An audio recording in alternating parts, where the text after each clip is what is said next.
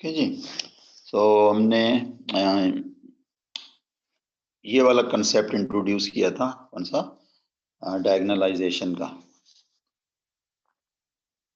डायगनलाइजेशन simply means के आपने ए से स्टार्ट करना है और एक ऐसी मैट्रिक्स डी जो कि डायगनल है और एक और मैट्रिक्स पी जो कि इनवर्टेबल है मालूम करनी है, इफ इट इज पॉसिबल।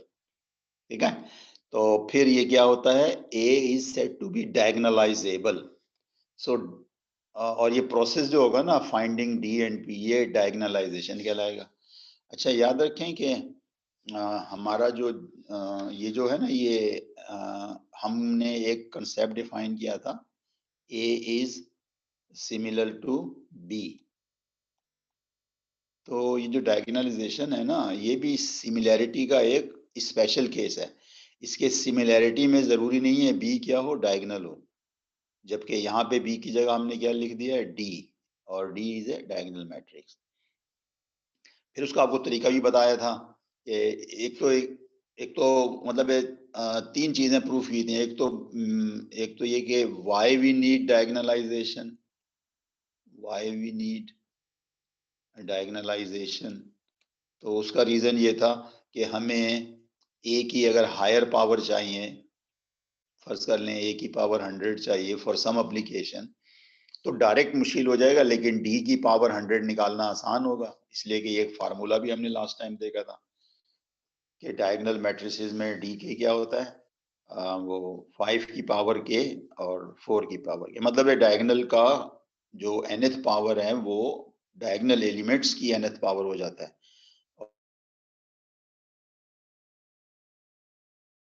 बताया था कि डी और पी कैसे निकालें, तो याद है ना, डी जो होते हैं वो आइगन वैल्यूज हो जाती हैं इस मैट्रिक्स की। ये जो है ना ए, इसकी एक डायगोनल वैल्यू जो है 4 होगी, डायगोनल कह रहा हूँ, आइगन वैल्यू 4 होगी, और दूसरी जो है 5 होगी। ठीक है, तो ये सारे काम हमने कर लिए थे। और ये हमने ये भी स्टैब्लिश कर दिया था कि how to find various power of A in terms of same power of D। And में फिर जो है ना, हम ये करेक्शन कर लेते हैं कि P और माई P इनवर्स मल्टीप्लाई करते हैं तो A क्यूब आ जाएगा। ठीक है, so we were able to do this. फिर हमने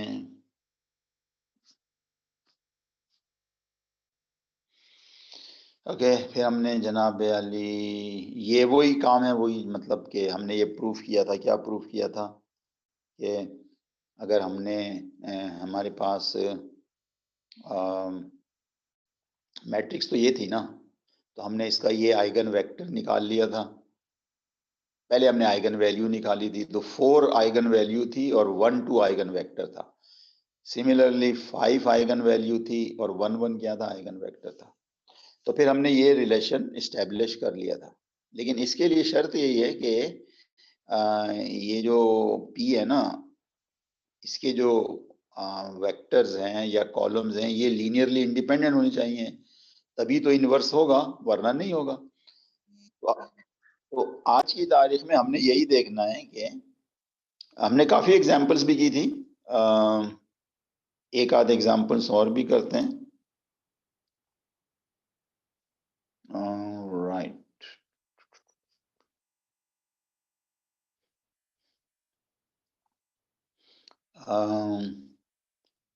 एंड में लाकर जो है ना, हमने यहाँ पे उसको मतलब वाइंड अप किया था कि मिसाल के तौर पर ये जो मैट्रिक्स ए है, इसकी जो आइगन वैल्यूज हैं वो 2 है, इसलिए कि अपर ट्रायंगल है ना, फिर 2 है, फिर 4 है। तो बेसिकली ये 2 जो है ना, ये मल्टीप्लिसिटी 2 हो गया है। तो इसमें होगा ये कि इसका सिस्टम हम सॉल्व करेंगे। सिस्टम हम कौन सा सॉल्व करेंगे, a minus 2i x is equal to 0। अब आपका लक है कि इस सिस्टम में एक फ्री वेरिएबल आता है या दो आते हैं। देखें, एक तो लाजमी आएगा, 3 कभी भी नहीं आएंगे।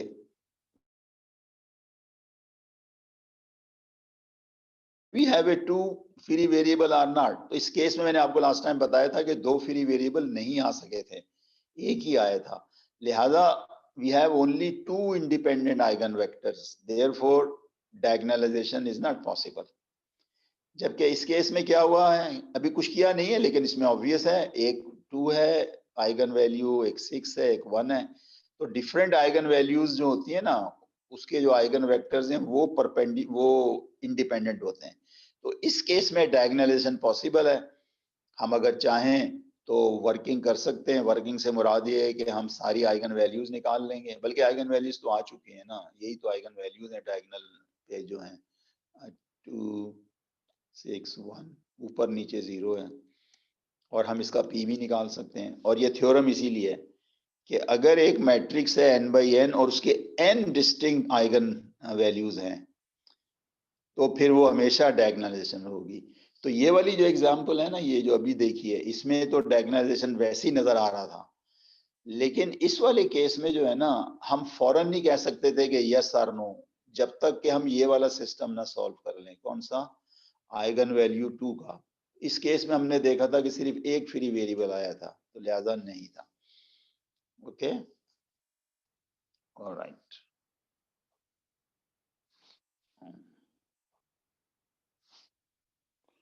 ओके जी, अब ये जो है आपके पास ये जो लास्ट पेज है ये इंपॉर्टेंट है, तो इसको हम जरा देख लेते हैं। मतलब ये समरी है बेसिकली, है आप ये देख। तो सबसे पहले हम ऐसे करते हैं कि कुछ एक और एग्जांपल देख लेते हैं। अगर आप गौर करें, ये भी जो है ना लोअर ट्रायंगुलर मैट्रिक्स है ना, तो इसकी दो आइगन वैल्यूज है, -2 and 2। दोनों की मल्टीप्लिसिटी 2 है। मल्टीप्लिसिटी दोनों की क्या है? 2 है, इसलिए कि दो दफा आ रहे हैं ना, ईच विद मल्टीप्लिसिटी 2। अच्छा, अब हमें पता है कि अगर हम ये लेंगे और सिस्टम सॉल्व करेंगे तो एक फ्री वेरिएबल गारंटी है, इसका सिस्टम सॉल्व करेंगे सो एक फ्री वेरिएबल बिल्कुल गारंटी है। अगर एक फ्री वेरिएबल नहीं आ रहा तो आपने कोई मिस्टेक की है। अब सवाल सिर्फ ये पैदा होता है कि do we have two free variable here and two here. अगर दोनों जगह दो दो फ्री वेरिएबल आ जाएंगे तो फिर 4 इंडिपेंडेंट आइगन वेक्टर्स आ जाएंगे, डायगोनलाइजेशन पॉसिबल होगी। तो इस केस में है, मैं ऐसा करता हूं कि एक आइगन वैल्यू लेकर, फॉर एग्जांपल कौन सी ले लें भाई, चलें ये वाली ले लें, और मैं आपको ये ड्राइव करके बताता हूँ, राइट। और आप घर में बैठकर ये वाला काम खुद कीजिएगा, ये वाला, ठीक है। योर सेल्फ, YS का मतलब क्या हो गया? Your self. ठीक है जी, तो हम -2 वाला लेते हैं। तो शुरू यहां से करते हैं, lambda is equal to -2। System कौन सा सॉल्व करते हैं भाई हम? a minus lambda I x is equal to 0। इस केस में लैम्डा चूंकि -1 है तो हमें ये वाला सिस्टम सॉल्व करना होगा, a plus 2i x is equal to 0। इसका मतलब है हमें a प्लस 2i लिखनी होगी, मैट्रिक्स लिख लेते हैं, कोई मसला नहीं है। a प्लस 2i का मतलब यही हुआ ना कि ये जो डायगोनल हैं बस इसमें आपने 2 ऐड करना है, बाकी कुछ टच नहीं करना। तो जब हम पहले में 2 ऐड करेंगे तो ये 4 जीरोज आ जाएंगे, दूसरे में भी 4 जीरोज आ जाएंगे, और तीसरे में क्या आएगा भाई? 24 माइनस 12 4 आ जाएगा, और ये आ जाएगा 0 0 0 4 आ जाएगा, ठीक है।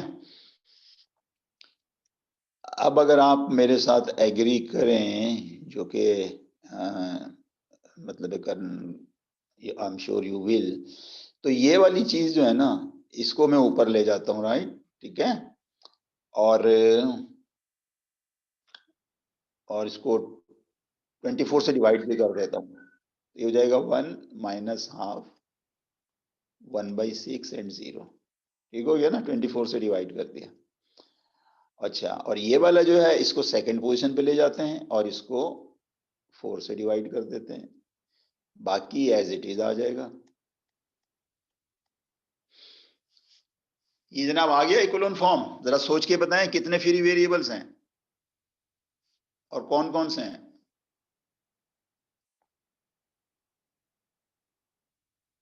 भाई जो नॉन पिवट कॉलम होते हैं ना वही तो फ्री वेरिएबल्स वाले कॉलम होते हैं, तो इसमें x2 and x3 free free. ठीक है, इसका मतलब ये हुआ कि अगर मैं अपना x लिखना चाहूं ना, वेक्टर x, तो मैं उसको इस तरह से लिखूंगा x1 x2 x3 x4। अच्छा अब एक काम करते हैं, यहां से वैसे ही हमें नजर आ रहा है कि हमारा x4 क्या है, 0 है, तो ये तो 0 लिख दिया x4। 2 3 फ्री होते हैं तो इसको हमने एज ही लिख दिया। अच्छा अब यहां से आप जो है ना, यहां से आप लिखेंगे x1 को in terms of free variables, तो क्या हो जाएगा, हाफ x2 माइनस 1/6 x3। ठीक है। अच्छा जी, उसके बाद आपको पता है ना, उसके बाद आप क्या करते हैं, उसके बाद आप ये करते हैं कि जो फ्री वेरिएबल है ना उनके कंट्रीब्यूशन अलग अलग करते हैं। तो अगर मैं पहला फ्री वेरिएबल क्या है, x2 है ना, तो अगर मैं x2 को सेपरेट कर लूं तो मेरे पास क्या बचेगा, हाफ 100। फिर मैं क्या करूंगा भाई, x3 को जो है ना सेपरेट करूंगा, मेरे पास क्या बचेगा, -1/6 0 1 0। ठीक है, okay, x1 x2 free variables हैं, x2 x3 फ्री वेरिएबल्स हैं। ठीक है, तो आप मुझे बता सकते हैं कि ये वाला आंसर जो है ये कैसे आया होगा, कौन सी वैल्यूज दी होंगी हमने 2 और 3 को, ये वेक्टर आ गया होगा v1। मेरा ख्याल है अगर हम x2 को 0 कर लें और x3 को -6 कर लें तो पहला कंट्रीब्यूशन तो कोई नहीं आएगा ना, जब -6 करेंगे तो इस वेक्टर को जब हम -6 से मल्टीप्लाई करेंगे तो 1 0 -6 0 आ जाएगा, ये वाला आ गया।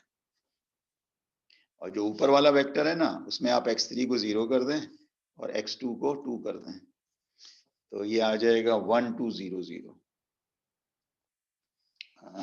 एक मिनट, हमने क्या लिया है, -2 लिया है ना, तो अच्छा हाँ एक मिनट, देखें बड़ा इंटरेस्टिंग चीज आ रही है यहाँ पे। इंटरेस्टिंग चीज ये आ रही है कि जब मैंने इसको x3 को 0 कर रहा हूँ ना और x2 को 2 कर रहा हूँ तो मेरे पास 1 2 वेक्टर आ रहा है। कौन सा वेक्टर आ रहा है, 1 2 0 0, सही है। लेकिन हमारे पास वेक्टर ये आया है, तो क्या मतलब हुआ इसका, इसका मतलब ये हुआ कि भाईजान ये v1 और ये v2 भी चलेगा। ठीक है, और अगर चाहें तो आप ये और ये भी चलेगा। लेकिन अब सिर्फ मुझे इतना बता दें कि अगर हमने यही v2 लेना है, देखें वो जो होता है ना x2 x3 फ्री वेरिएबल, किसी को 2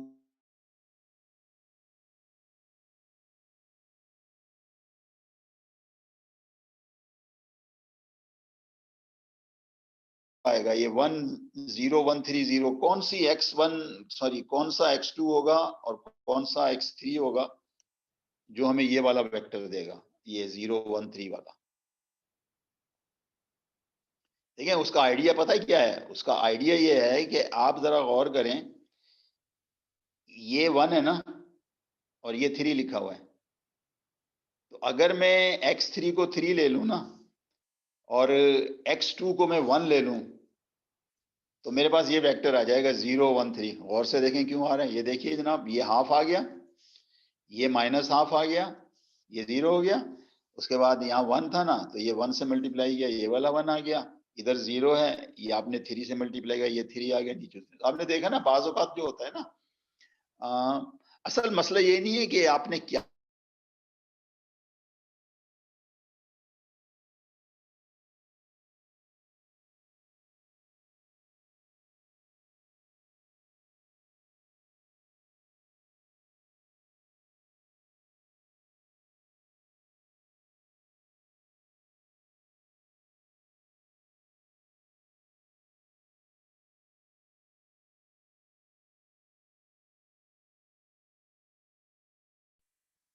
4x4 की मैट्रिक्स, ये चारों मिलकर क्या कर देंगे,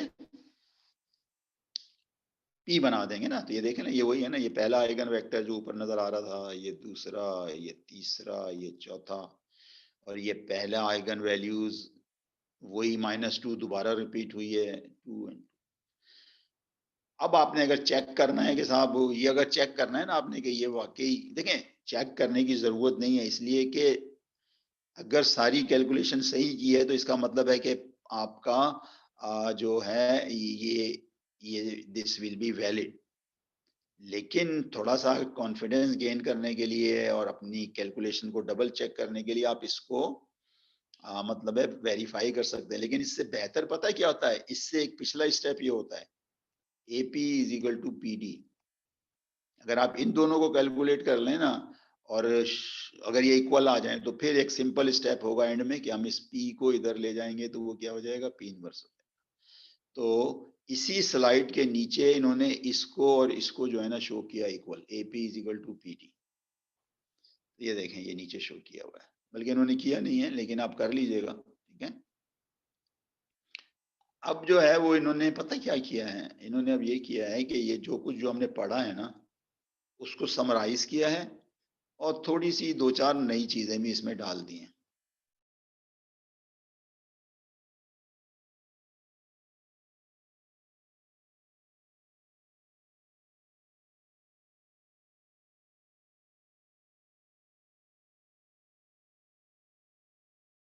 स्क्वायर मैट्रिक्स के लिए यहाँ पे रेक्टेंगुलर मैट्रिसेस का कोई रोल नहीं है, ओके। आइगन वैल्यूज जो है ना सारी की सारी, सॉरी वो जो डायगोनलाइजेशन है या आइगन वेक्टर्स हैं या आइगन वैल्यूज हैं, ये सारे के सारे जो है ना स्क्वायर के साथ रिलेटेड होती हैं। अच्छा साहब, अब कहता है फर्स्ट कर लें कि डिस्टिंक्ट आइगन वैल्यूज हैं P। इसका मतलब ये जो P है ना, ये बिटवीन 1 एंड n हो सकता है, ठीक है। ठीक है, अगर Pn हो गया तो इसका मतलब है इसमें इसका मतलब है n डिस्टिंक्ट आइगन वैल्यूज आ गई। अगर P1 है तो इसका मतलब है 1 आई। अगर अगर फर्स्ट कर लेते हैं n 10 है और P8 आ गई तो इसका मतलब ये हुआ कि कम से कम एक या दो जो है ना उनकी मल्टीप्लिसिटी ज्यादा होगी, राइट। तो आप समझ गए ना ये P जो है वो n से क्या रिलेशन है, ठीक है। जैसे अभी पिछले केस में अगर आप देखें ये जो ऊपर ही लिखा हुआ है, इसमें याद है ना n क्या था, 4 था, बल्कि नजर आ रहा है। इसमें आप मुझे बताएंगे इसमें P क्या है इस केस में, जल्दी बताओ क्या है P।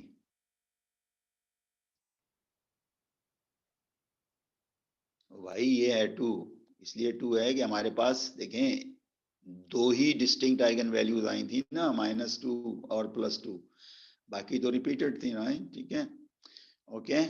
अच्छा, अब हमने ये काम किया कि ये जो P आइगन वैल्यूज थी ना, मतलब ये इंडेक्स है बेसिकली, आपने kth आइगन वैल्यू को पिक किया, इसको पिक किया Pk को, और फिर हमने कहा कि जो Pk है ना, जब हम इसका सिस्टम सॉल्व करेंगे ना, ओके, और इसकी एक मल्टीप्लिसिटी भी होगी m। तो जब हम इसका सिस्टम सॉल्व करेंगे ना तो हमारे को एक फ्री वेरिएबल भी मिल सकता है, दो भी मिल सकता है और m भी मिल सकते हैं।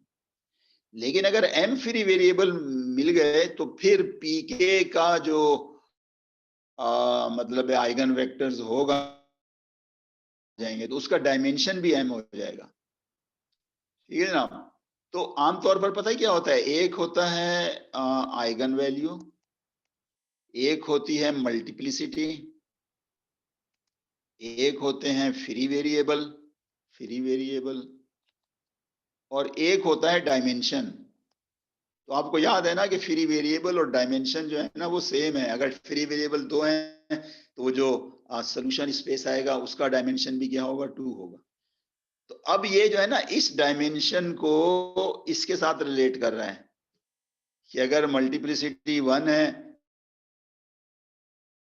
तो डायमेंशन भी 1 होगा, मल्टीप्लिसिटी 2 है तो डायमेंशन भी 2 होगा। सॉरी रॉन्ग कह गया, अगर मल्टीप्लिसिटी 2 है ना तो डिपेंड करता है फ्री वेरिएबल पे, एक है या दो है। तो अगर एक फ्री वेरिएबल है तो डायमेंशन 1 होगा which is less then multiplicity, और अगर फ्री वेरिएबल 2 है तो डायमेंशन 2 होगा which is equal to multiplicity.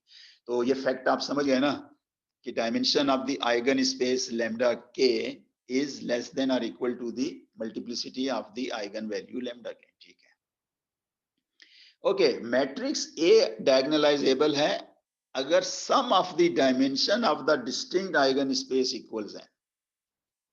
ठीक है, पिछले केस में क्या हुआ है, ये -2 है ना, इसका डायमेंशन 2 था, इसलिए कि ये दो वेक्टर्स इस आइगन स्पेस को जनरेट कर रहे थे। ये जो 2 है इसका भी जो है ना 2 था, राइट। तो इसका मतलब है कि जितनी मल्टीप्लिसिटी उतना ही डायमेंशन, या जितनी मल्टीप्लिसिटी उतने ही फ्री वेरिएबल्स। तो फिर क्या होगा कि ये फिर वैलिड हो जाएगा, फिर ए क्या हो जाएगा, डायगोनलाइजेबल हो जाएगा। ठीक है, ऑलराइट। अच्छा जनाब, अगर ए डायगोनलाइजेबल है और beta K is a basis for the eigen space corresponding to the lambda के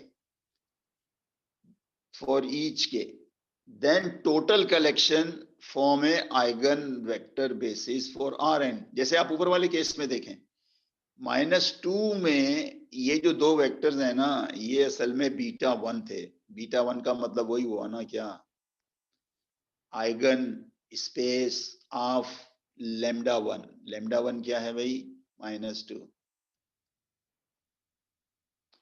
और ये जो दो हैं ये आइगन बेसिस हैं आइगन स्पेस की for lambda is equal to 2। ठीक है जी, तो इसका मतलब ये हुआ कि ये दोनों मिलकर B1 यूनियन B2 क्या कर रहे हैं, ये पूरे Rn को जनरेट कर रहे हैं। इसलिए कि हर वो सेट ऑफ वेक्टर्स R4 में जो इंडिपेंडेंट हो और जिसमें नंबर ऑफ वेक्टर्स भी 4 हो, वो क्या कर देगा, पूरी स्पेस को जनरेट कर देगा। ठीक है जी, तो ये थ्योरम जो है ना कंप्लीट हो गई, राइट। तो थ्योरम का जो मतलब है कहना चाहिए समरी है, वो ये है, आपके पास डिफरेंट आइगन वैल्यूज हैं, उनकी मल्टीप्लिसिटी भी है, लेकिन अगर जितनी मल्टीप्लिसिटी है उतना ही डायमेंशन है, यानी दो फ्री वेरिएबल्स हैं। बल्कि इसमें एक चीज और भी डालनी चाहिए मुझे, क्या डालनी चाहिए, आइगन वैल्यूज से शुरू करते हैं, फिर मल्टीप्लिसिटी, फिर फ्री वेरिएबल्स। तो खैर फ्री वेरिएबल्स और डायमेंशन तो सेम ही होते हैं ना, अगर दो फ्री वेरिएबल हैं तो डायमेंशन 2 होगा। तो साहब अगर डायमेंशन और मल्टीप्लिसिटी तमाम आइगन वैल्यूज की सेम है तो फिर डायगोनलाइजेशन पॉसिबल है, फिर आप डी भी लिख सकते हैं, फिर आप पी भी लिख सकते हैं। लेकिन अगर एक ने भी गड़बड़ कर दी तो प्रॉब्लम हो जाएगी। प्रॉब्लम क्या होगी, डायगोनलाइजेशन नहीं होगा। जैसे इसी पेज में ये वाली जो प्रॉब्लम है,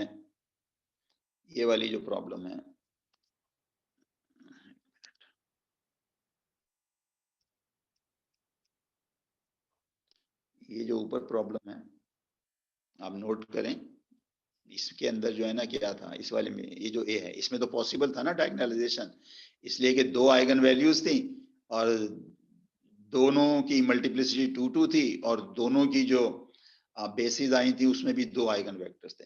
जबकि ये वाला जो केस है ना, ये वाला, इस केस में क्या हो गया था, इस केस में ये हो गया था कि ये जो है ना आपके पास 2, इसकी मल्टीप्लिसिटी तो 2 थी लेकिन इसमें आइगन वेक्टर एक ही मिला था, तो इसमें डायगोनलाइजेशन पॉसिबल नहीं था। ठीक है, अच्छा अब मैंने जो आपसे याद है ना एक वादा किया था कि कुछ मिसिंग चीजें हैं जो कि हमने करनी है, राइट। 4.9 लेते हैं और फिर 5.2 का एक छोटा सा पोर्शन, सो 4.9, ओके जी, documents, device storage, download 4.9।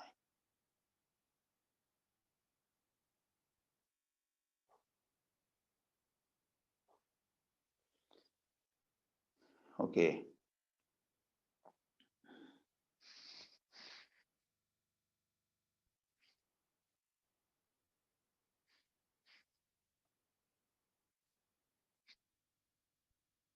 Okay जी, चलें, ऑलराइट।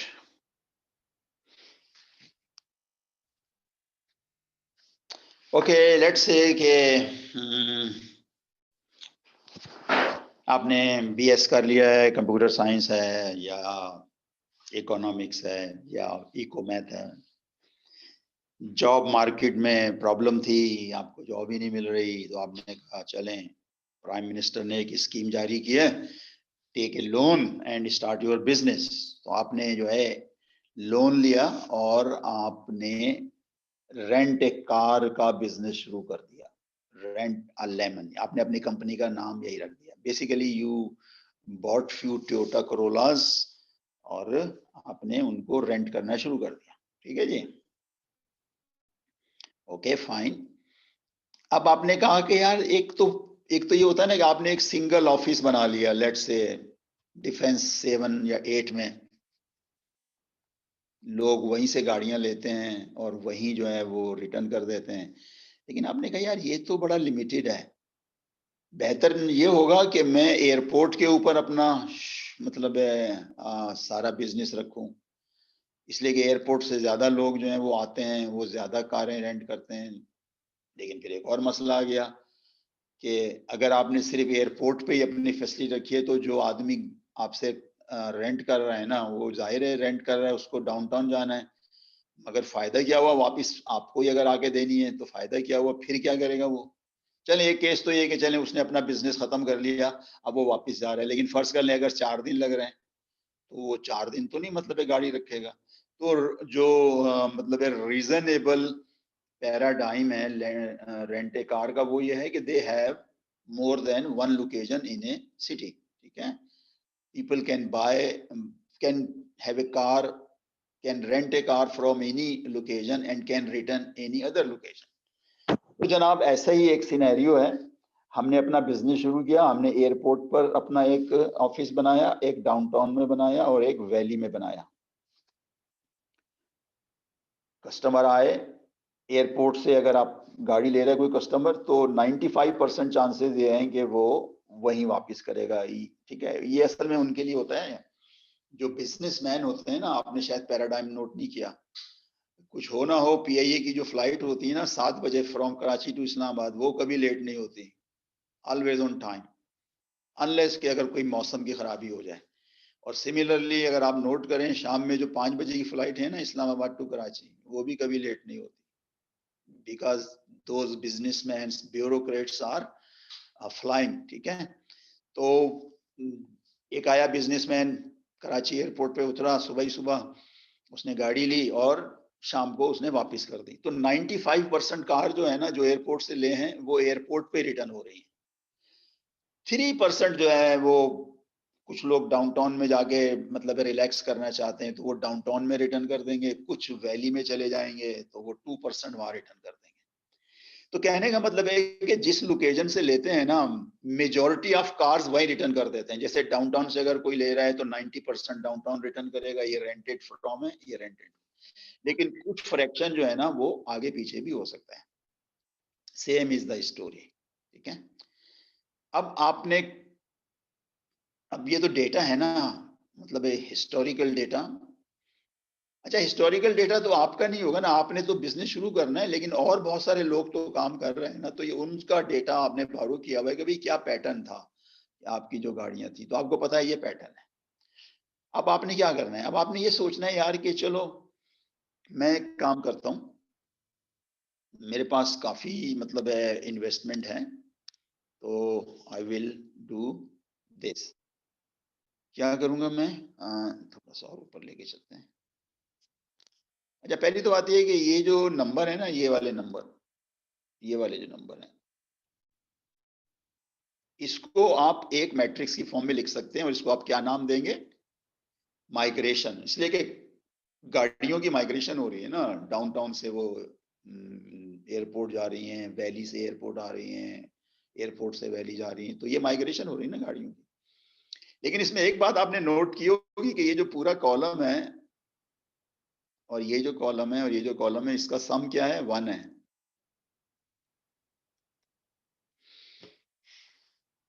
मतलब ये एक महज़िब कंट्री में है जहाँ पे जो गाड़ी लेके जाता है वो वापस भी करता है। हमारी तरह नहीं कि लेके भाग गया, राइट? तो अगर वो लेके चला गया तो ये सम क्या हो जाएगा? लेस देन 1 हो जाएगा। ठीक है जी? तो ये माइग्रेशन मैट्रिक्स है। अब आपने क्या किया? आपने क्या किया? अच्छा ठीक है यार, मेरे पास इतना पैसा आ गया है, मैंने फर्ज कर लो कि मैंने अपना बिजनेस जो है वो 100 कार्स से शुरू किया। ठीक है, तो अब आपने जो 100 कार्स ली हैं, आपने तीनों सेंटर पे रखना है ना, तो आपने सोचा कि साहब ज्यादातर जो है ना वो एयरपोर्ट पे जरूरत होती है गाड़ियों की, फिर उससे कम डाउनटाउन में, फिर उससे कम वैली में। तो आपने क्या किया? 50% जो है ना कार, वो आपने एयरपोर्ट पे रख दी, 30% आपने डाउनटाउन में रख दी और 20% आपने वैली में रख दी। तो 100 के सिनेरियो में अगर आप देखें तो आपने 50 कारें एयरपोर्ट पे रखी होंगी और 30 जो है डाउनटाउन में रखी होंगी और 20 जो है वो वैली में रखी होंगी। सही है जी? तो बजाय इस एब्सोल्यूट फिगर्स के हमने रिलेटिव फिगर्स ले ली और फिर उसमें फिर प्रोबेबिलिटी भी आ गया। तो इनिशियल डिस्ट्रीब्यूशन क्या है? प्रोबेबिलिटी वेक्टर है। अच्छा, अब क्या होने वाला है? अब आप ये सोच रहे हैं यार कि मैंने 50, 30, 20 रखे हैं, तो आफ्टर फ्यू डेज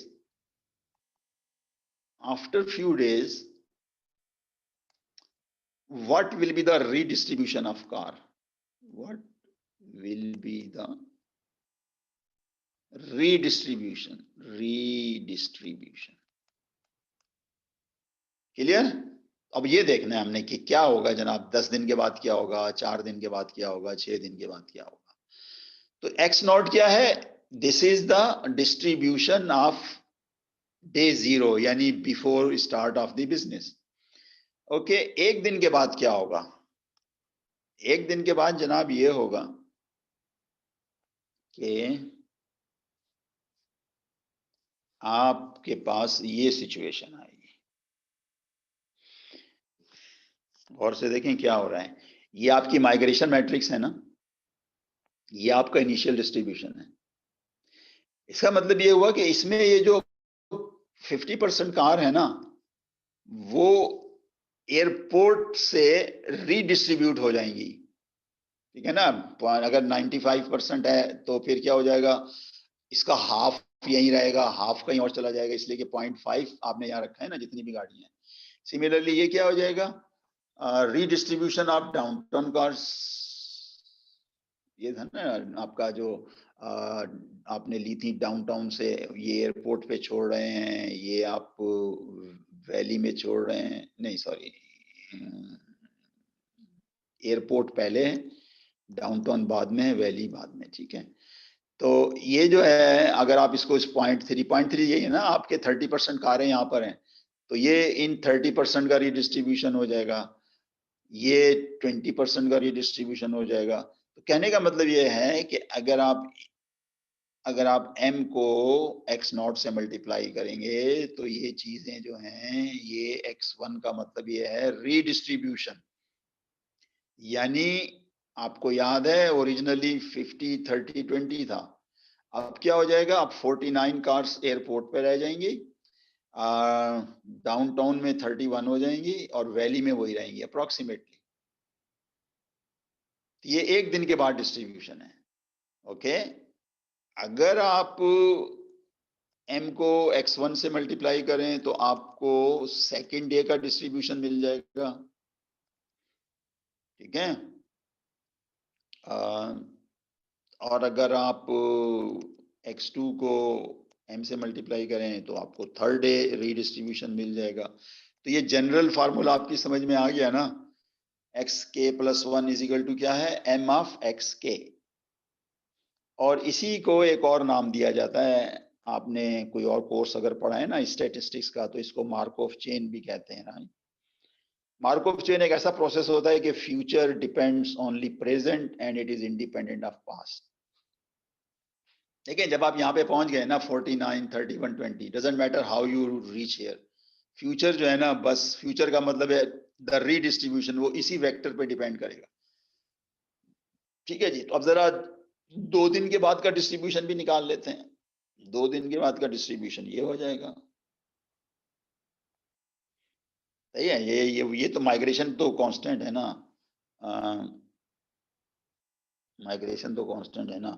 आपने यहाँ से शुरू किया था ना, ये आपका क्या था, x नॉट था, ये x1 आ गया, ये x1 है, ये x2 आ गया, ये x2 है, ये x3 आ गया, और ये x3 है, और ये आपका क्या आ गया, x4 आ गया। ठीक है, तो चलते रहे, देखते हैं क्या होता है।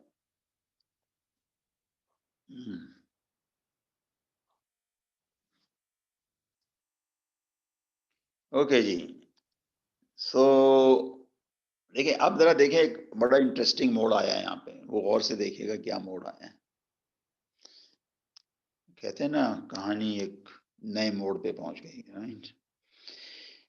हमने चलते चलते जो है ना x48 पिछले पेज से आया है, ये आपका x49 आ गया, x49 को मल्टीप्लाई किया तो आपका क्या आ गया, x50 आ गया, यानी ये है x49, ये है x50। लेकिन आप अगर गौर करें, ये तो एक ही है चीज, इसका नाम क्या है, x49 है, मेथड से आया, और ये x50 है, लेकिन ये दोनों तो सेम है। इसका मतलब ये हुआ कि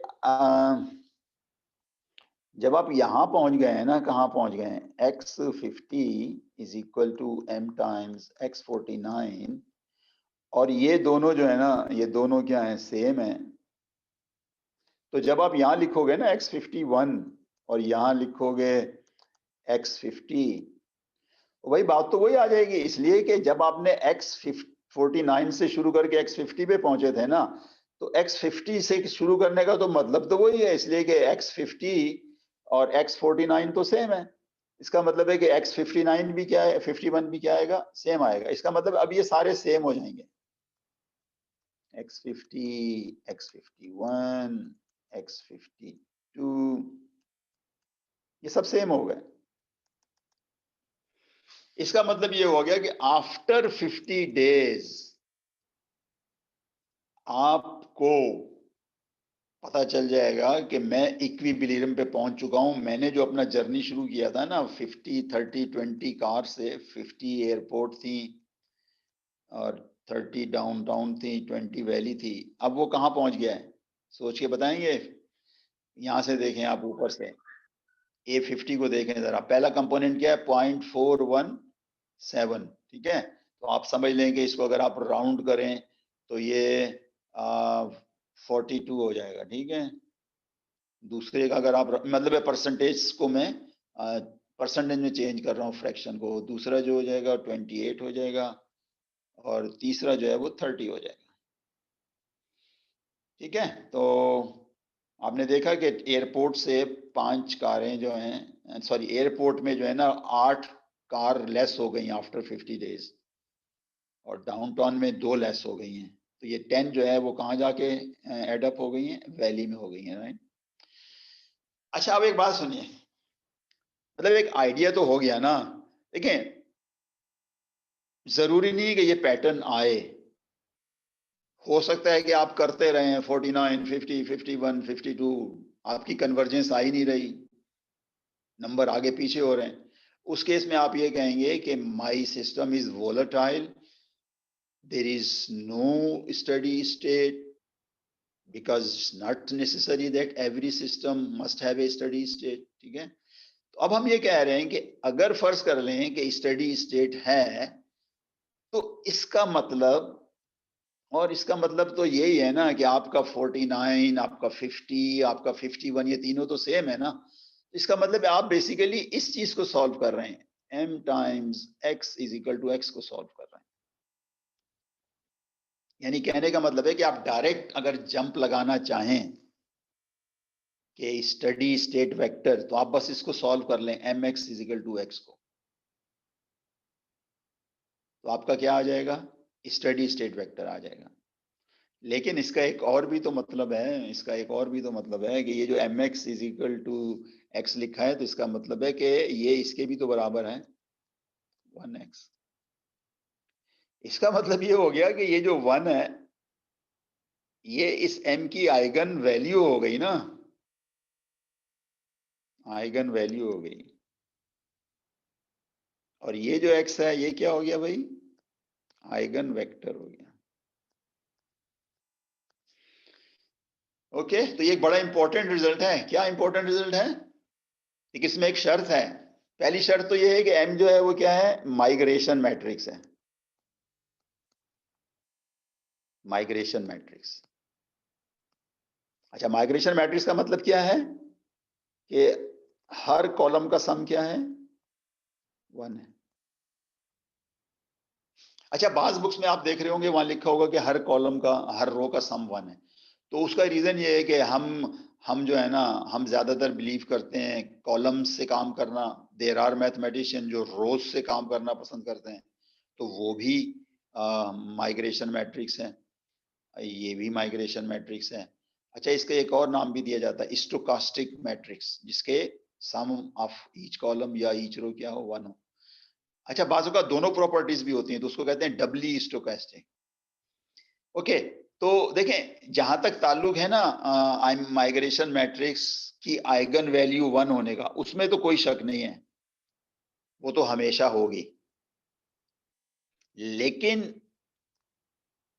अच्छा, उसका आइगन वेक्टर भी हमेशा निकल आएगा, जाहिर आइगन वैल्यू आ गई तो आइगन वेक्टर। लेकिन ये क्वेश्चनेबल होता है कि वो जो आइगन वेक्टर निकल रहा है ना, आइगन वैल्यू 1 के correspond, is it a study state vector और नॉट, वो कभी होता है और कभी नहीं होता।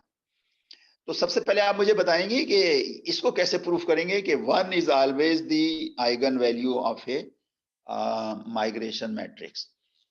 देखिए, मैं आपको एक आइडिया देता हूं। आइडिया मैं आपको ये देता हूं कि आप इस तरह फर्ज कर लें, इसको इसको छोड़ दें, आप सिर्फ जनरल मैट्रिक्स ले लें जिसकी सारी एंट्रीज पॉजिटिव है और जिसका कॉलम सम क्या है, 1 है। मिसाल के तौर पर, या मेरे ख्याल है चलें इसी मैट्रिक्स को ले लेते हैं ना, इसी को ले लेते हैं। मैं जरा थोड़ा सा पीछे जाऊंगा और इसी मैट्रिक्स को मैं बताता हूं कि why the diagonal elements is 1, sorry eigen vector is 1।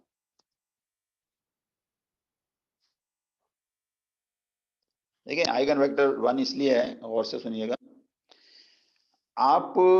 सबसे पहली बात है कि आप अगर ये दावा कर रहे हैं ना कि lambda is equal to 1 is an eigen value, तो आप ये कह रहे हैं कि determinant of A minus lambda I जो है वो इसके बराबर हो जाएगा। हम किसको, किसके बारे में हम कह रहे हैं कि ये आइगन वैल्यू है, 1 के लिए।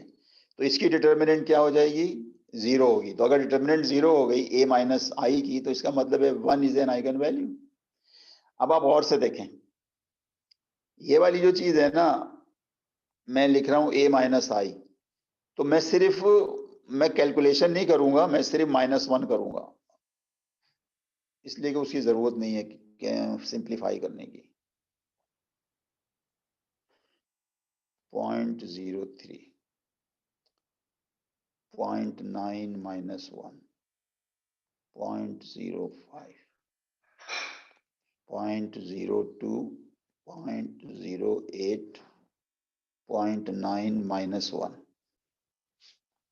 अब एक काम करें, आपको ज्यादा से यही करना होता है ना, एकोलोन फॉर्म देखना होता है कि 0 रोज है या नहीं। तो आप एक काम करो ना यार, ये वाली जो 2 रोज है ना, ये आप इसमें ऐड कर दो, पहली रोज को भी ऐड कर दो और दूसरों को भी कर दो तीसरी रो में। तो जरा देखें, गौर से देखें अब मैं क्या जुमला इस्तेमाल कर रहा हूं। आप इसको ऐड करोगे ना, 0.95, 0.03, 0.02, इसी में ऐड करोगे ना इसमें लाके, तो ये तो ऑलरेडी 1 हो जाएगा, और एक ये -1 है। तो ये तीनों एलिमेंट्स कहां चले जाएंगे, तीनों एलिमेंट्स कहां चले जाएंगे, 0 0 पे चले जाएंगे। और जैसे ही 0 0 आया किसी रो में, ये चीज प्रूफ हो जाएगी। Determinant of a minus I is equal to 0। तो आइडिया समझ में आ गया ना। अब जनरल में बता देता हूं आपको। आपके पास एक है ए बी सी, ठीक है, D E F G H I. आपने यहां से -1 किया, यहां से -1 किया, यहां से -1 किया, और इन दोनों को इसमें ऐड कर लिया। तो चलें इसको देखेंगे, ऐड करोगे तो क्या आ जाएगा। सी की हालत क्या हो जाएगी। सी तो पहले था ना, इसमें बी भी आ जाएगा, इसमें a-1 भी आ जाएगा। लेकिन आपको पता है कि ये माइग्रेशन मैट्रिक्स है, तो सी a प्लस बी प्लस सी क्या हो जाएगा, 1 -1 इज 0। ठीक है जी, क्लियर हो गया। क्या क्लियर हो गया कि वाकई जो माइग्रेशन मैट्रिक्स है ना, इसकी एक आइगन वैल्यू 1 होती है। लेकिन अब ये जो क्वेश्चन है ना, कौन सा क्वेश्चन, कि जो आइगन वेक्टर होगा क्या वो स्टडी स्टेट वेक्टर है, उसके लिए फिर हम जो है ना वो चैप्टर कौन से पे जाएंगे। ये तो वही सारा है ना, ये तो मतलब खत्म हो गया ना 4.9, ठीक है। और ये थोड़ा सा उसने वही समरी दी है, उसको देख लेते हैं कि स्टेडी स्टेट वेक्टर के लिए आप क्या करेंगे, वही करेंगे। 1 आइगन वैल्यू है, लिहाजा आप इस सिस्टम को सॉल्व करेंगे। Solve this, note the solution x. अच्छा, एक और भी मसला है, पहले मैं आपको यही बता देता हूं। आपने जनाब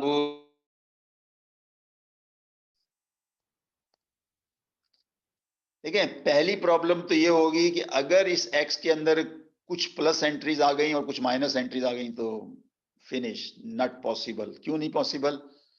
इसलिए कि ये जो वेक्टर है, ये तो वो है ना, क्या प्रोबेबिलिटी वेक्टर बनाना है ना हमने एंड में जाके, तो या तो सारे प्लस होने चाहिए या सारे माइनस होने चाहिए। इसलिए कि सारे माइनस को भी तो आप प्लस कर सकते हो ना, वो तो आपको पता।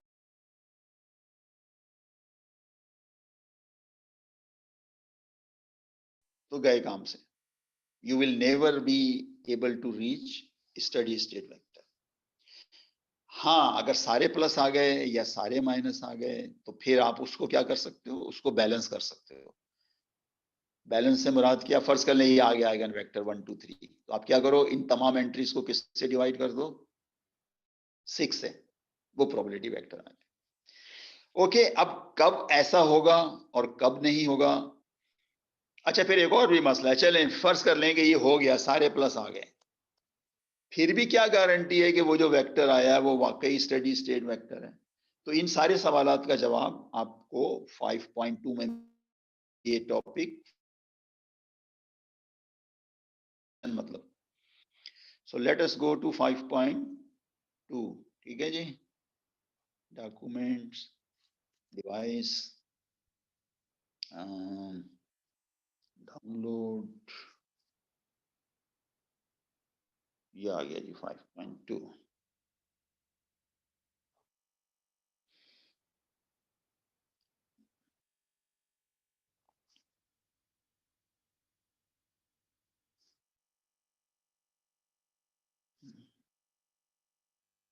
ओके,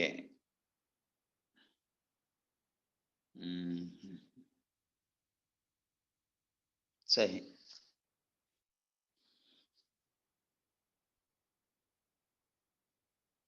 देखिए ये जो है ना, अब हम इसको देख लेते हैं।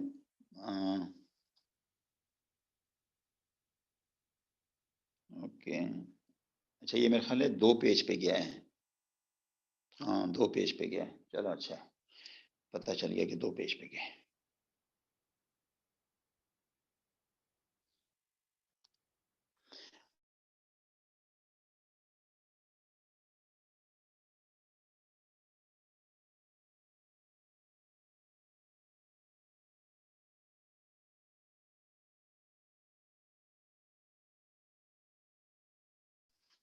सबसे पहली तो बात यह है कि इसका सम क्या है भाईजान, 1।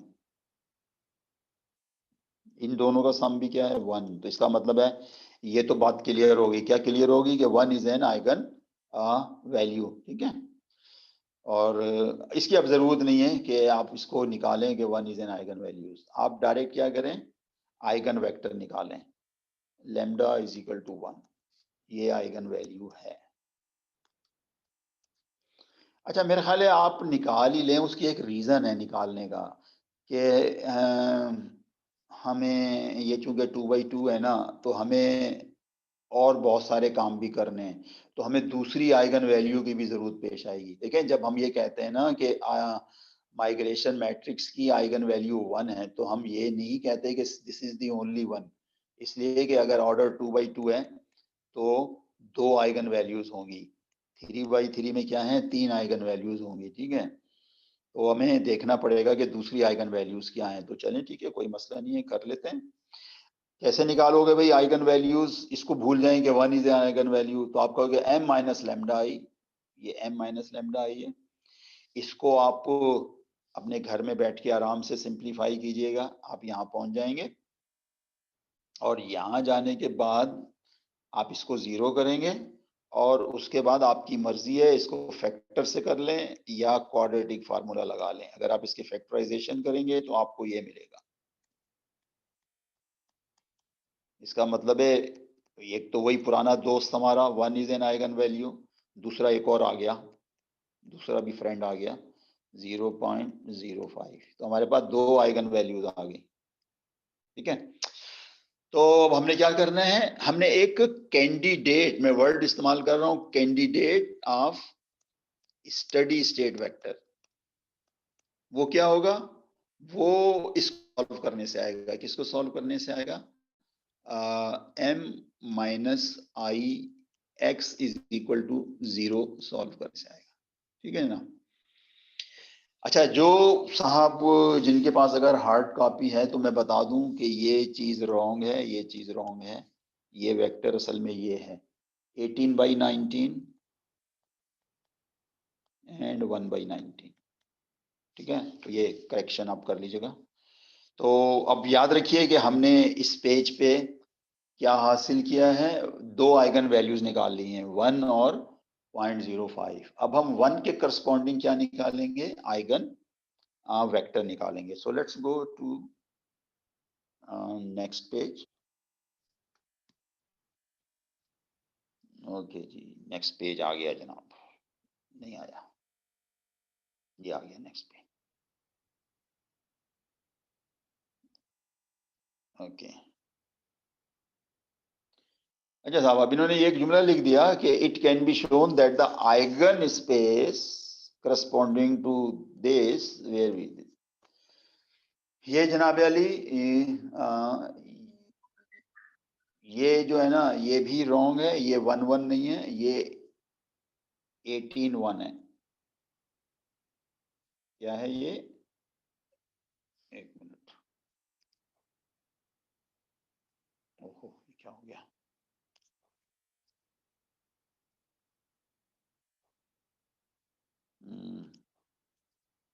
ये जो है ना, ये 18 है, 18 है, ठीक है। ये दूसरा वाला सही है, -1 ठीक है। चलें, अब एक काम करते हैं ना, ऐसा करते हैं कि कम से कम एक आइगन वेक्टर तो निकाल लेना, वो वाला निकाल लेते हैं। कौन सा? स्टेडी स्टेट वाला। तो स्टेडी स्टेट वाला वेक्टर आप कैसे निकालेंगे, जैसे मैंने पिछले पेज पे आपसे बताया है कि आप इसको सॉल्व करेंगे। किसको सॉल्व करेंगे? m माइनस लेमडा आई, तो लेमडा तो 1 ले रहे हैं ना, इसको हम सॉल्व कर रहे हैं सिस्टम को। तो इसको पता कैसे सॉल्व करेंगे, पहले आप m माइनस आई देखें। m माइनस आई ये होगा कि अगर आप पिछले पेज पे नजर दौड़ाएं, 0.5 माइनस 1, तो ये हो जाएगा -0.05। हाफ डायगोनल एलिमेंट्स में लिख देता हूं पहले, इसलिए कि ये तो अनचेंज थे ना। तो जो डायगोनल एलिमेंट्स था वो 0.95 था, उसमें से 1 माइनस किया तो -0.5 आ गया। दूसरा डायगोनल एलिमेंट्स था 0.1, उसमें से आपने 1 माइनस किया, 0.1 में से 1 माइनस किया तो -0.90 आ जाए। अब आप एक काम कीजिए कि पहली रो को दूसरी रो में ऐड कर दें, तो देखें दूसरी रो 0 हो गई। ये होना भी चाहिए, इसलिए कि फ्री वेरिएबल्स के लिए कम से कम एक रो क्या होती है, 0 होती है, राइट, ठीक है। अच्छा, और ये जो पहले वाला है, इसको आप ऐसा करो ना, -0.05 से डिवाइड कर दो तो ये 1 आ जाएगा, और जब दूसरे को सिंप्लीफाई करोगे ना तो वो -18 आ जाएगा। इसका मतलब है सिस्टम हमारे पास ये बन गया, x1 is equal to 18x2। x2 is a free, तो अगर मैं इसको 1 बनाऊंगा तो मेरा x1 क्या हो जाएगा 18। तो इसीलिए जो मेरा वेक्टर आया है ना वो 18 एंड 1 आया है। ठीक है, ये जो मैंने ऊपर लिखा है ये 1 1 नहीं है, ये क्या है 18 एंड 1 है। Okay, alright. अब जो दूसरा है ना वेक्टर, दूसरा वेक्टर कौन सा था? दूसरी आइगन वैल्यूज भी तो हमने एक निकाली थी, किसे याद है भाईजान? दूसरी आइगन वैल्यूज हमने निकाली थी लेमडा, ये लेमडा इज 0.05। इसको भी आप कैलकुलेट कर लीजिएगा तो आपके पास ये आइगन वेक्टर आ जाएगा। ठीक है, अब हमारे पास ये जो वेक्टर आया था ना 18 एंड 1, देखिए इसमें एक तो पॉजिटिव साइन है ना कि दोनों वैल्यूज क्या है प्लस हैं। इसको अगर मैं प्रोबेबिलिटी वेक्टर में चेंज करूं तो मैं क्या करूंगा, इसको 19 से डिवाइड करूंगा। तो मेरा क्वेश्चन इसके बारे में है कि is 18/19 and 1/19 a steady state vector? तो इसका मतलब है, ये समझ गए ना, ये रॉन्ग था ना, ये मैंने आपको पहले भी करेक्शन करा दी है। ये हाफ हाफ नहीं है, ये 18/9 और 1/9 है। 18/19 एंड 1/19। ठीक है, अच्छा अब पता क्या करना है? अब हमने ये करना है कि हमने ये शो करना है कि आप कहीं से भी स्टार्ट ले लें। मजे की बात है, इसमें पता क्या किया था? इसमें हमारा जो एक्स नॉट था ना वो क्या था, याद है किसी को? 0.5, 0.3, 0.2। मजे की बात है कि जो स्टेडी स्टेट वेक्टर होता है ना वो इंडिपेंडेंट ऑफ इनिशियल डिस्ट्रीब्यूशन होता है। वो सिर्फ इस पे डिपेंड करता है, किस पे डिपेंड करता है? एम पे। ओके, चलें, कोई भी एक्स नॉट ले लें तो होगा क्या, आपने ये जो दो वेक्टर्स निकाले हैं ना, कौन से दो वेक्टर्स निकाले हैं? ये वाले 18/1 एंड -/1, ये बेसिस भी तो फॉर्म कर रहे हैं ना। तो लिहाजा हमारा एक्स नॉट जो है वो इनके लीनियर कॉम्बिनेशन के तौर पे लिखा जा सकता है। अब x1 क्या होगा, m x naught. X naught की वैल्यू आपने लिख दी, इसको सिंप्लीफाई कर लिया, और सिंप्लीफाई करते हुए एक काम भी कर गए आप, इसलिए कि ये जो v1 है ना ये तो आइगन वेक्टर है 1 का, तो एम v1 किसके बराबर आ जाएगा? सिंपली v1 के बराबर आ जाएगा। अब आपने कहा कि मेरा ये x1 आ गया, अब मैं x2 लेता हूं। x2 क्या है? mx1। m ऐसे ही रहा, x1 की वैल्यू लिखी, यहाँ पे फिर वही बात आ गई, मल्टीप्लाई किया, यहाँ फिर वही चीज आ गई कि एम v1 सिंपली किसके बराबर है? v1 के। तो आपने एक बात नोट की कि x2 है तो यहाँ पर 0.05 की पावर 2 है, तो इसका मतलब है अगर xk होगा तो यहाँ 0.05 की पावर k आ जाएगी। अब यहाँ पर अगर आप लिमिट लगाएंगे ना, limit k approaches to infinity, तो आप जरा गौर से देखिएगा कि ये वाला नंबर जो है ये 0 की तरफ जाएगा। इस मतलब है लिमिटिंग केस में हम यहाँ पर खड़े होंगे c1 v1 पे, और v1 क्या है? 18 एंड 1। तो अगर मैं c1 को ले लूंगा 1/19, तो मेरा ये वाली चीज जो है वो इसमें चेंज हो जाएगी, 18/19 एंड 1/9। ये वही चीज है जो हमने यहाँ पे लिखी थी, यहाँ पे लिखा था ना 18/1, और यहाँ पे हमने क्या लिखा था? 18/19 एंड 1। तो अब मैं आपको समरी बताता हूँ। समरी दोबारा वहीं से शुरू करते हैं। माइग्रेशन मैट्रिक्स है, 1 एक आइगन वेक्टर है। ठीक है, सबसे पहला चेक ये होता है कि इसका ये आइगन वैल्यू है, सॉरी, सबसे पहला चेक क्या होता है कि ये जो आइगन वेक्टर आएगा अगर उसमें सारे प्लस हो या सारे माइनस हो या +0 हो या -0 हो तो चांसेस हैं। फिर हम आगे जाकर पता क्या चेक करेंगे, फिर हम आगे जाके ये देखेंगे कि what is the behaviour of other eigen values. तो अगर आप गौर करें इस केस में दूसरी आइगन वैल्यूज जो है ना वो 0.05 है। अगर 0.05 होती या कोई भी दूसरी आइगन वैल्यूज जो है वो इस रेंज में होती बिटवीन -1 एंड +1,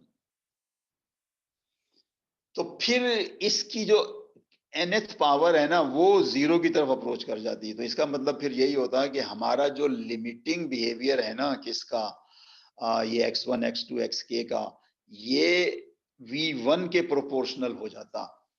और V1 चूंकि ऑल पॉजिटिव एंट्रीज वाला वेक्टर था, तो लिहाजा हमारे पास एक प्रोबेबिलिटी वेक्टर आ जाता।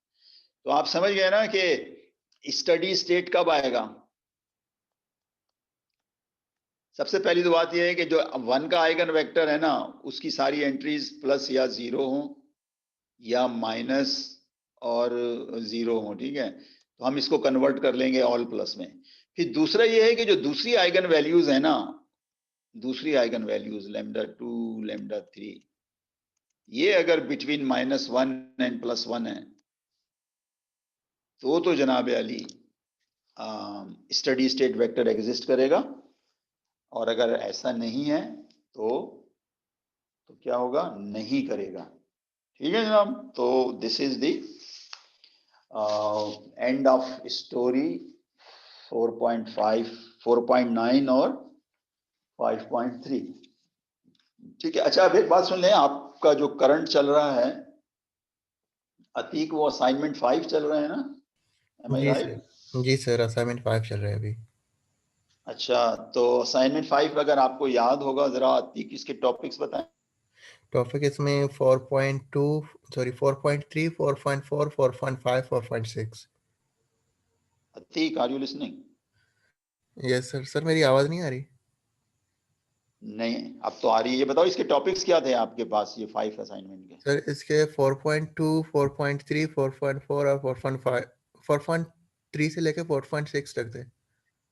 तो वेरी गुड। इसका मतलब है कि जो असाइनमेंट 6 आएगा उसका टॉपिक कंप्लीट हो गया। क्या आएगा? 4.9, यस सर।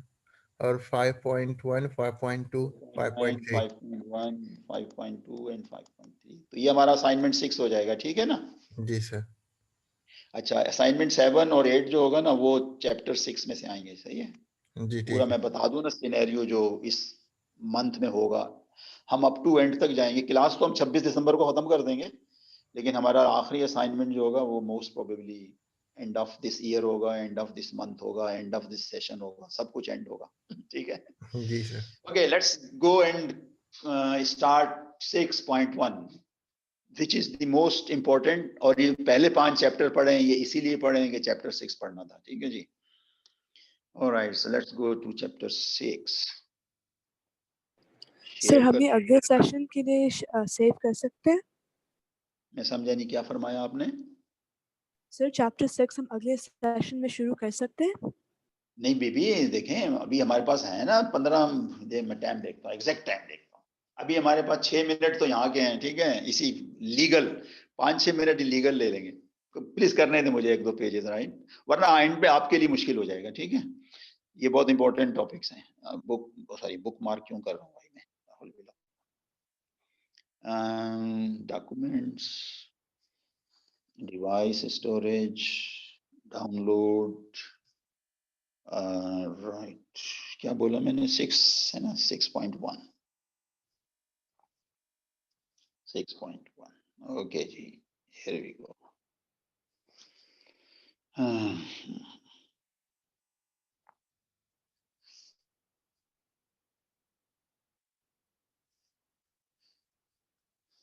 टॉपिक है inner product, length and orthogonality.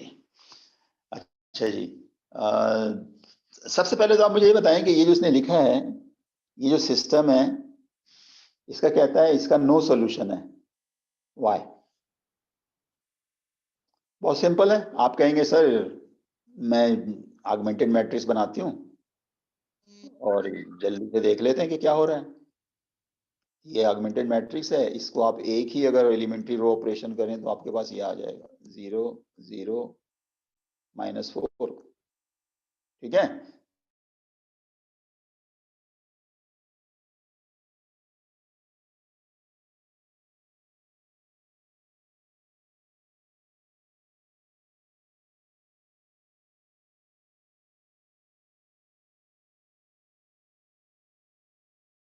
को आप वेट ले लेना। इसका मतलब ये होगा कि ये जो लीनियर कॉम्बिनेशन है ना, इसी का नाम तो क्या है, इसी को तो हम क्या कहते हैं, कॉल ए कहते हैं। तो लेफ्ट साइड जो है वो कॉल ए है। लेकिन अगर आप गौर करें, कॉल एक में 2 वेक्टर्स है ना, एक 1 2 है, एक 2 4 है, लेकिन 2 4 तो 1 2 का मल्टीपल है। तो कॉल ए जो है ना वो बेसिकली स्पैन है। किसका स्पैन है? इस वेक्टर का 1 2 का बस। और आपको याद हो ना हमने क्या कहा था कि अगर ax इजिकल टू बी का सोल्यूशन है तो ये जो b है इसको a के स्पैन में आना पड़ेगा। b should be a linear combination of columns of a। लेकिन यहाँ पे तो स्पैन का मतलब ये है कि दूसरा एलिमेंट पहले एलिमेंट का ट्वाइस हो, जबकि यहाँ पे क्या लिखा हुआ है 3 2। सेकेंड एलिमेंट फर्स्ट एलिमेंट का ट्वाइस नहीं है, लिहाजा इसका सोल्यूशन नहीं होगा। तो आपको मैंने बता दिया ना दो तरीकों से। एक तरीका तो यह है कि डायरेक्ट आपने इसका आगमेंटेड मैट्रिक्स लिखा और उसमें देख लिया कि लास्ट कॉलम पिवट कॉलम। लेकिन ज्यादा बेहतर तरीका यह है कि ये वाली इंटरप्रिटेशन गौर करें कि लेफ्ट साइड जो है वो 1 2 एंड 2 4 का क्या है, लीनियर कॉम्बिनेशन है।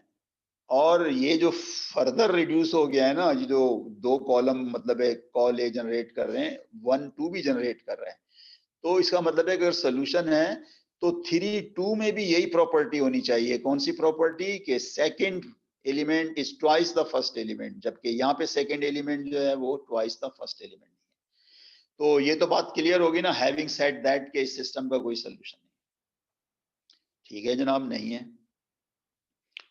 क्यों नहीं है? पिक्चर से भी नजर आ रहा है। ये जो मैंने बताया था ना, ये जो 1 2 है ना, ये वाला जो है ना, ये असल में कॉल ए ही है। कॉल ए इसलिए कि ये 1 2 के ऑल पॉसिबल मल्टीपल्स हैं। और ये जो बेचारा बी है वो यहाँ पे बैठा हुआ है बाहर, तो लिहाजा सोल्यूशन नहीं आएगा। ठीक है, ये सब ए एक्स है।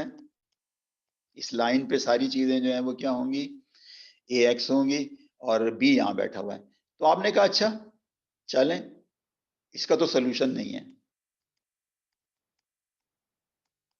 लेकिन क्या इसका सोल्यूशन होगा?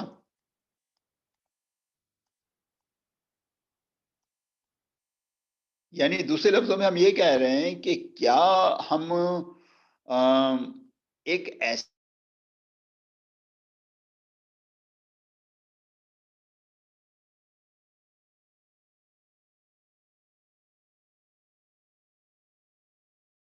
क्या हो क्या रहा है? खेल खेल ये हो रहा है कि इस पे तो हमें हमारी उम्मीदें दम तोड़ गई, लेकिन होप अभी भी बाकी है कि इसका सोल्यूशन मिल जाए where b hat is a as close as possible to B.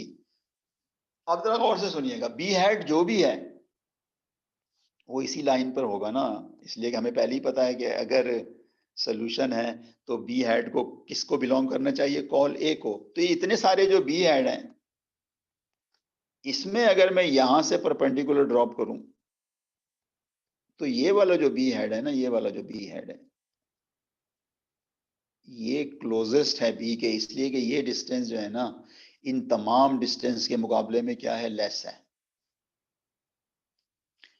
तो जनाब आप समझ गए ना आइडिया क्या है? इरेज करके दोबारा बताता हूं।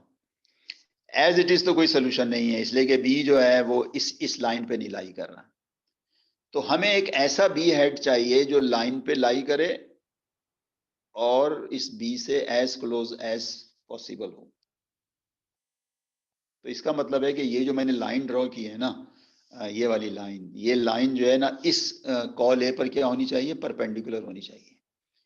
ओके, अच्छा अब इस बी हेड के निकालने के बेशुमार तरीके हैं, राइट। मैं सिर्फ आपको दो मेथड बताऊंगा बी हेड निकालने के, और दो मैं आपसे रिक्वेस्ट करूंगा कि आप खुद कर लें।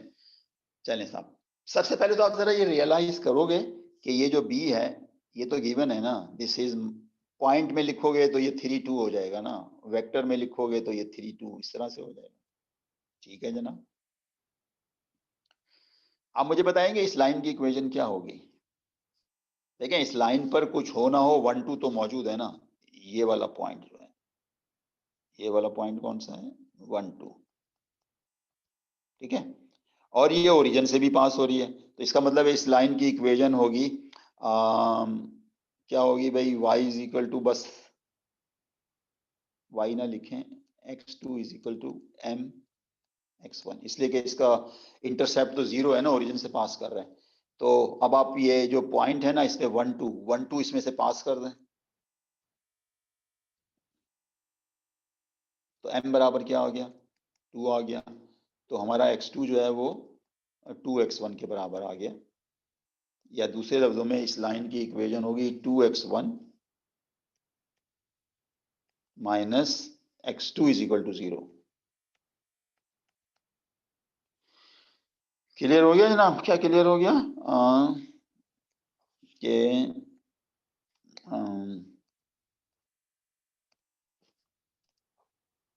ये जो लाइन है इसकी इक्वेशन ये है।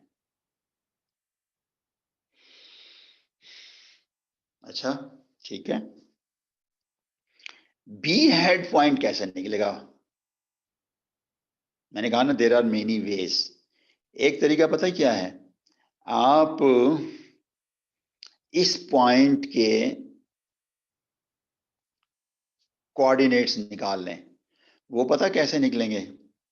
वो इस तरह से निकलेंगे कि आपने ये वाली लाइन जो है ना, इसकी इक्वेशन लिखी है ना, आप इस लाइन की भी इक्वेशन लिख सकते हैं। ये वही लाइन आ जाएगी, y minus sorry x2 minus 2 is equal to m dash x1 minus 3। Slope intercept form है ना, और इसका जो स्लोप है वो हमें पता है। ऊपर वाले का स्लोप 2 था इस लाइन का, तो इसका स्लोप क्या होगा, माइनस हाफ होगा ना, minus half, so minus 3 to minus 2। इसको आप सिंप्लीफाई कर ले तो आपके पास आ जाएगा 2x2 minus 4 plus x1 minus 3। मेरा ख्याल है थोड़ी सी इसमें मैंने कुछ गड़बड़ कर दी है। आप बताएंगे क्या गड़बड़ की है मैंने?